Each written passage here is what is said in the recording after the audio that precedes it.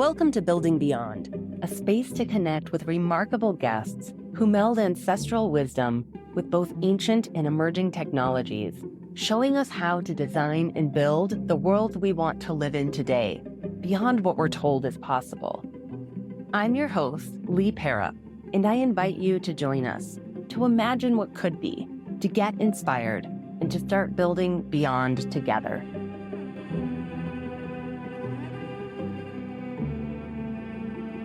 Welcome, everyone, to the Building Beyond podcast again. I'm happy to have George here with me. And George, just introduce us, your full name, where you're based right now. Yeah, so George Siosi Samuels, based in Oaxaca, Mexico, originally from Fiji, traveled around a lot. That's how Lee and I connected, but we'll talk more about that later. Yeah, well, I was actually going to start with that. I was going to say a follower of your blog met me through the tiny house world, and I was explaining to her my journey and how I'd gotten back to Mexico, had this ancestral calling, was doing all of this work, and then talking to her a little bit about my tech career. She said, "Oh, you have to meet this guy, George." She sent me an interview you had done with a podcast out of Europe, and you were the first person I met who was talking about ancestral wisdom, blockchain, technologies. Want to give how you got into all of that? Sure. The intersection I've been at over the last decade has been community culture and tech. My mom is Tuvalu and Samoan. My dad is Fijian Indian. My Polynesian influence has always led me down the path of looking at the spiritual side. Even though I have Polynesian connection and heritage, I've been raised in the West. I have learned to think very logically about everything. I have a very scientific method style to work, to life. But I do understand that the spirit side is still very much, or has been, like a taboo topic. Although we could argue these days it's becoming a lot more commercialized, right? But I think that's where you and I also align. We want things that are pragmatic, practical. And I'm very much interested in merging those two sides where we're able to look at the spiritual side, but not pretend like everything is all love and roses, peace and namastes. There is a dark side. We have to work at reconciling those two sides. We need to not be afraid of the dark side. If anything, embrace it. And all of that, I see that as manifestations in our careers and our lives. My life is a spiritual one, and I think most people's are. But we also wear a lot of masks, especially in the professional context, right? I've met a lot of people at work who have a spiritual side, but they don't necessarily resonate with the term, at least in terms of how these days it's portrayed. So I think that's how I started talking more about it. I got tired of meeting people where we know this stuff is important, but we also don't want to be mixed up in the same, commercialized spiritual circles, just feeding a spiritual ego. But it's like, oh yeah, take all these courses and you'll be enlightened. That's not how it works, Right. If only the Buddha, Jesus, and all these people had that for us, right? Can you tell us about that spark for you? When's the first time you felt the calling from your ancestors? A little bit about your personal history, but what was one moment in your life where you're like, oh, wow, there's a different dimension to this material one we're living in? Interestingly, I think it's when my parents went through a divorce. They say sometimes it's a crisis or something traumatic happens to you or your family that spearheads spiritual growth. When my parents went through their divorce and my family broke apart, that was when, I don't know if it was a calling, and it was a sequence, like it wasn't all at once. During that time period, I was really exposed to a reality beyond what we're used to in terms of the physical material world. And that's where I experienced a whole bunch of things that would make for a great movie, but would be put into either the supernatural or horror genre. But I think that was my catalyst into understanding that we are more than just the physical material world, and that there are other forces at work beyond our five senses. And that's where I also had so many experiences in terms of meeting certain individuals who opened my eyes further and really confronted my worldviews, right, and my beliefs. Because I was raised Christian, but a lot of things happening were beyond what I was taught. And so, really had to start exploring other knowledge systems and what they say about some of the things I was going through. And that's when I started tapping into my own Polynesian ancestry culture. And this is where dreams started to pick up. I grew up with my mom being very strong on the dream stuff. So, we would wake up and share dreams over breakfast. So luckily I had a bit of foundation. but I think it really accelerated during this tumultuous period. So yeah, that in a nutshell, that's kind of what catalyzed it. Great. I was going to ask you, because I knew you did a lot of dream work and we've connected over that. How has either that connection to the dream world or to the ancestral realm, how did that shift your life path? I think it was when I went to New Zealand, specifically Napier, where I had this very distinct dream, a vivid one that I can still remember to today, involving two white wolves with bright blue eyes. That dream has really stuck with me. Essentially, it felt like I was stuck in there for years on end. In certain dreams, there is no real sense of time, right? I think when I woke up, it had only been 20 minutes, and my partner at the time, I remember waking up, sweating, breathing, profusely, and asking her, like, what year is it? It's a weird question to ask after napping for 20 minutes, right? And then she told me, and I just remember every single detail of that kind of got me looking into specifically wolves. So I have a very strong connection to wolves. It was in New Zealand because I don't know if there are wolves in the Pacific in general. I started researching everything about wolves, and that actually started to guide my career path.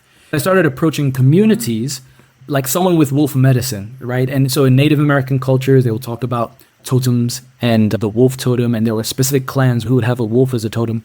And there are individuals who also have certain spirit animals, or maybe dominant ones, that would also guide the characteristics. And what I learned there was that animals, so specifically for me, it was a white wolf, they have very specific medicine that heals or helps guide certain parts of us in our lives.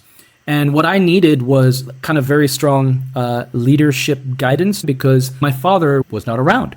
And I was then looking to the wolf as guidance, like parental guidance almost, through my personal life and then also through my career.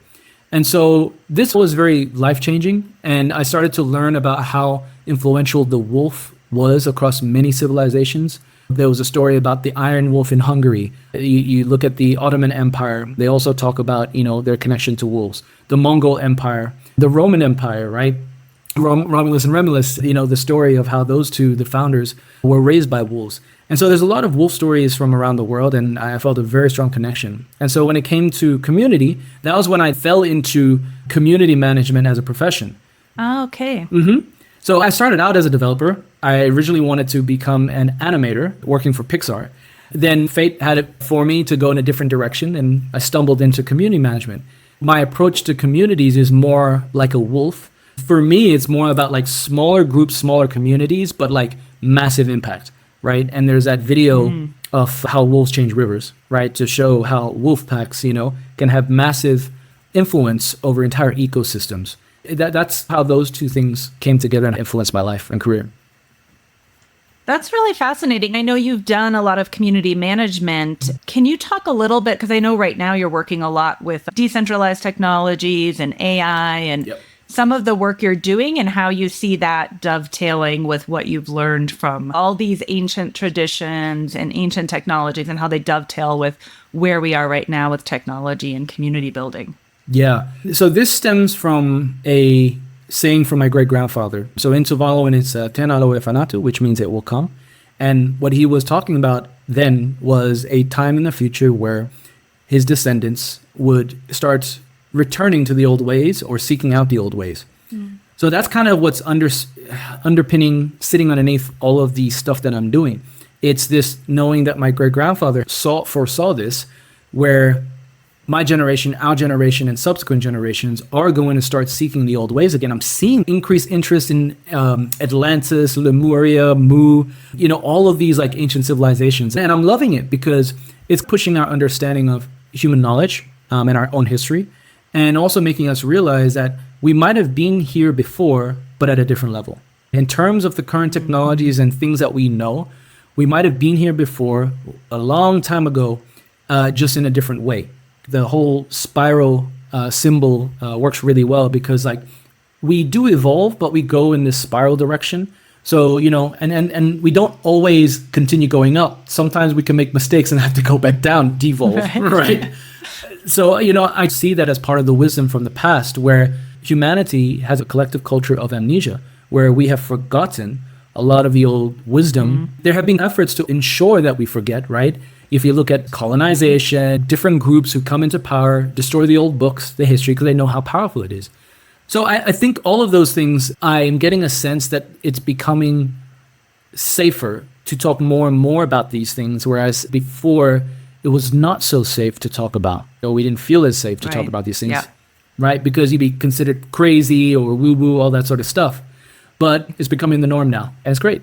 So you're very fortunate. I think I'm fortunate in this sense too, in that we knew some of our lineage.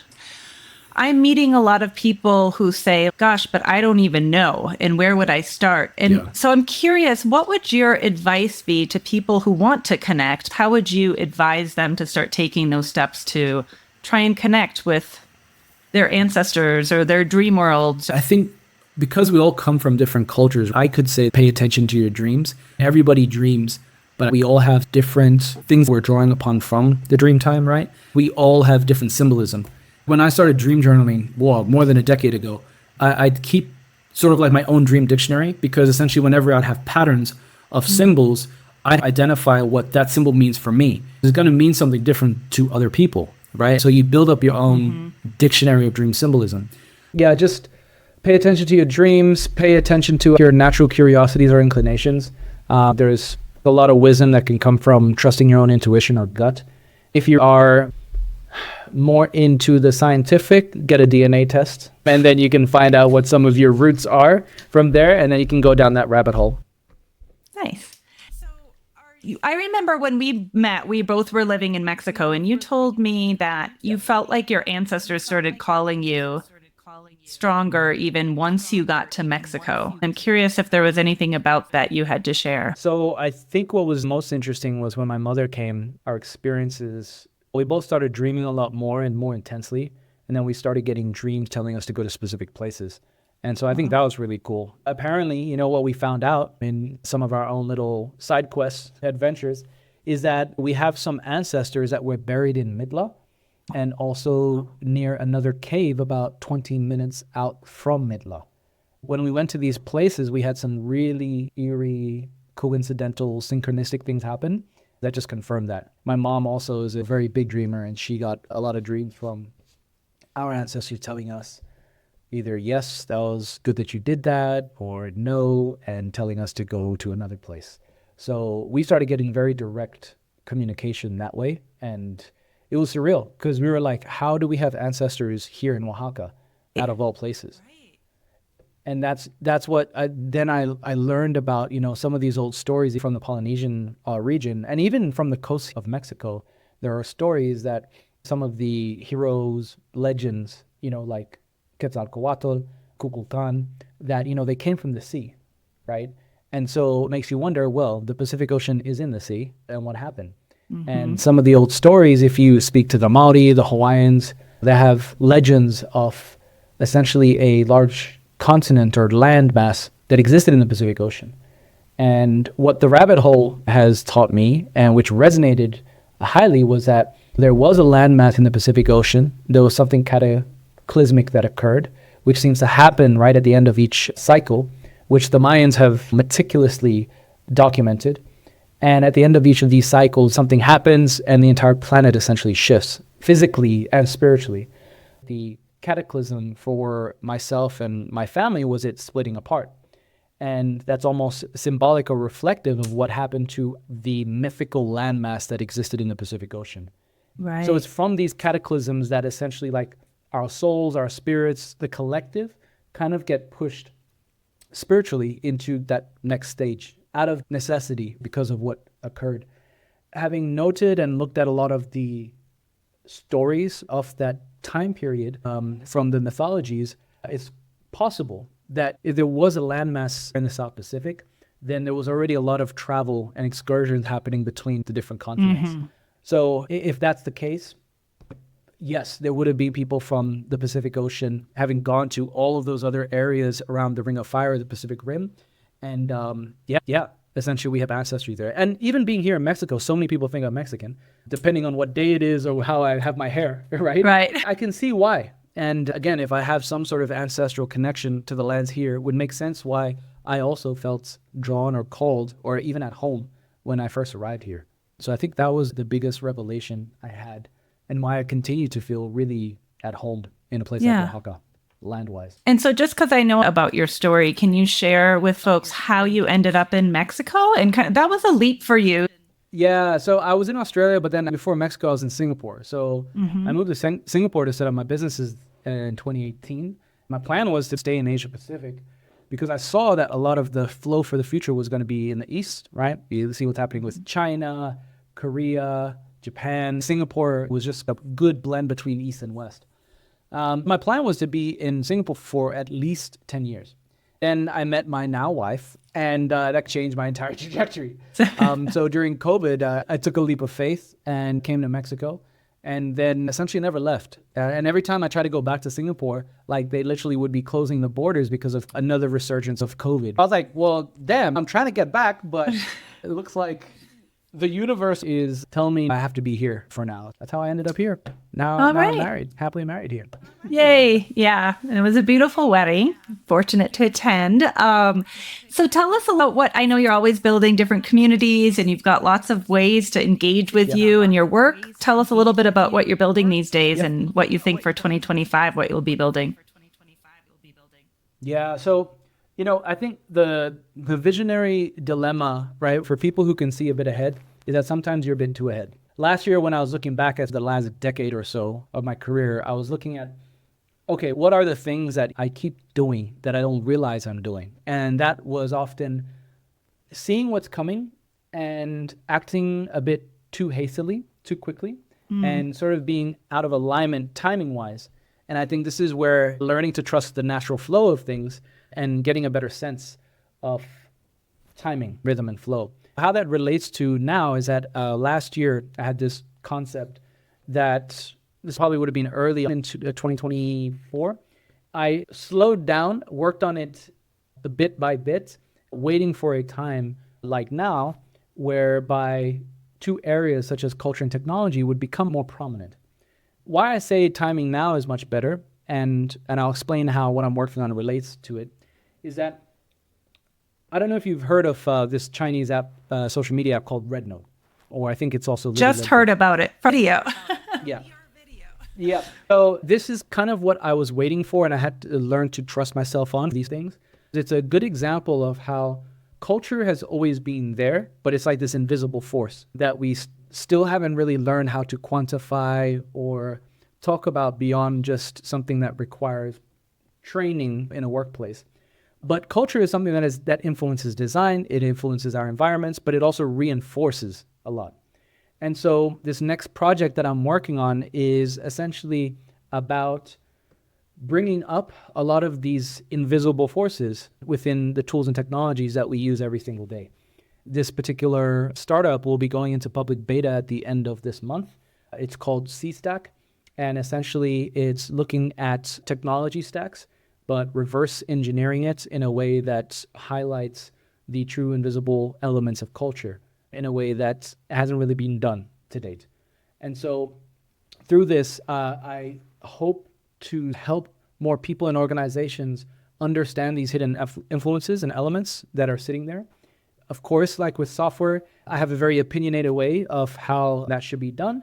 But I think the beauty of culture is that everybody has a different perspective or angle. I always love learning what those are. I think we all see the world through different cultural lenses, which adds to the beauty of our existence here. And so from a technology standpoint, I think culture, community, these sort of traditionally softer elements are going to become more prominent because AI is commoditizing software building. What I am already seeing is how roles that were highly technical are almost overnight being wiped out. People are starting to focus more on these softer elements. I wrote this article about Bolt.new, which is another AI editor tool for building products. Essentially, the article was about how community is essentially a moat for a lot of new AI tools and products, because it's not going to be enough for this tool to do the technical thing that it sets out to do, because AI is underneath all of this stuff, right?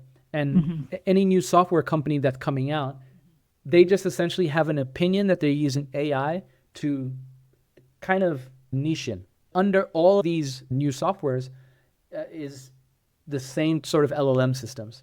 Those LLMs, yeah, they are already suffering from bias of the developers that built them.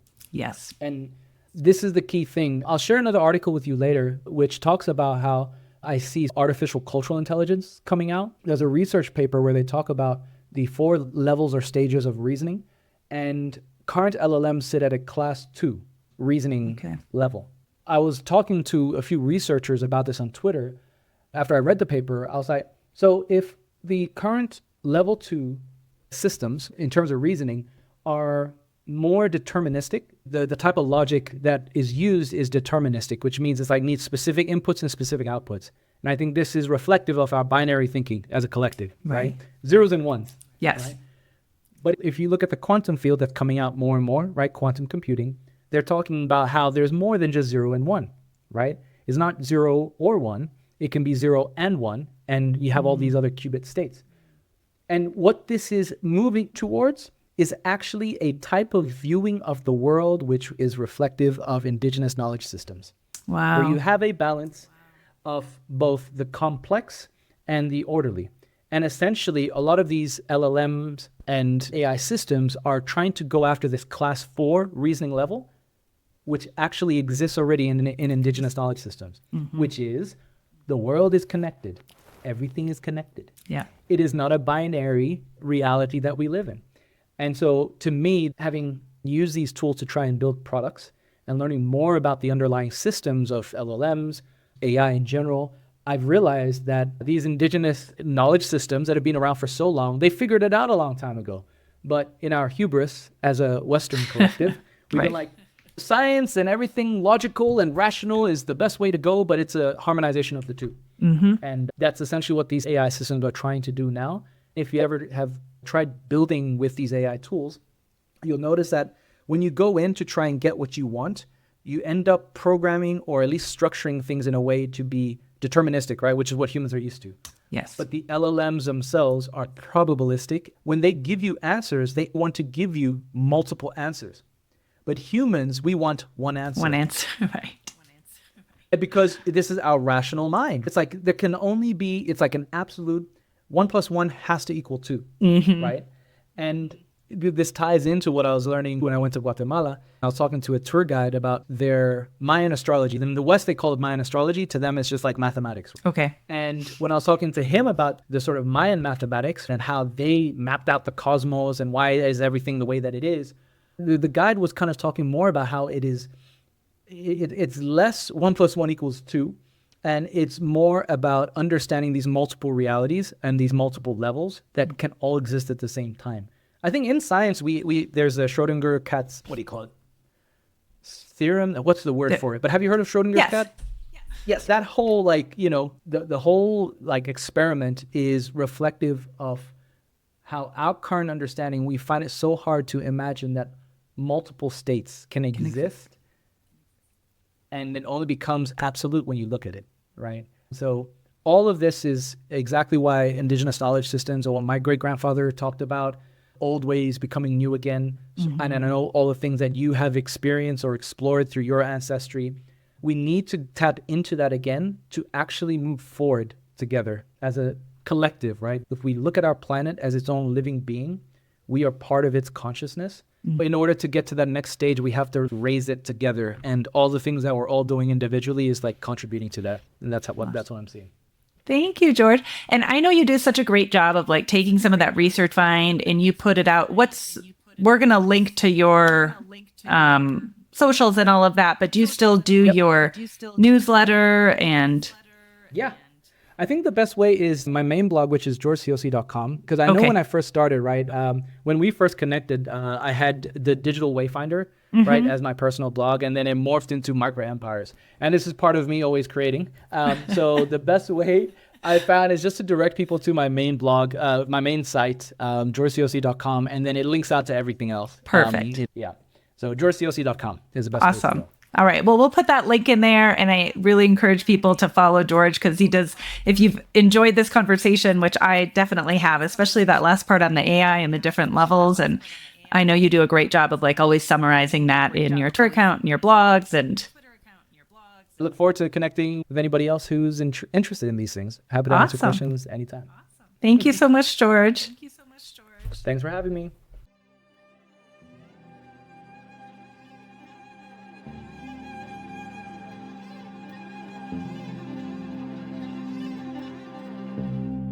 Thank you so much for joining us. We'd love your help growing this community, so please hit subscribe or share this podcast with a friend. And if you've got topics you'd like to learn about or a guest you'd like to hear from on the show, please just drop me a message. My contact link is in the show notes.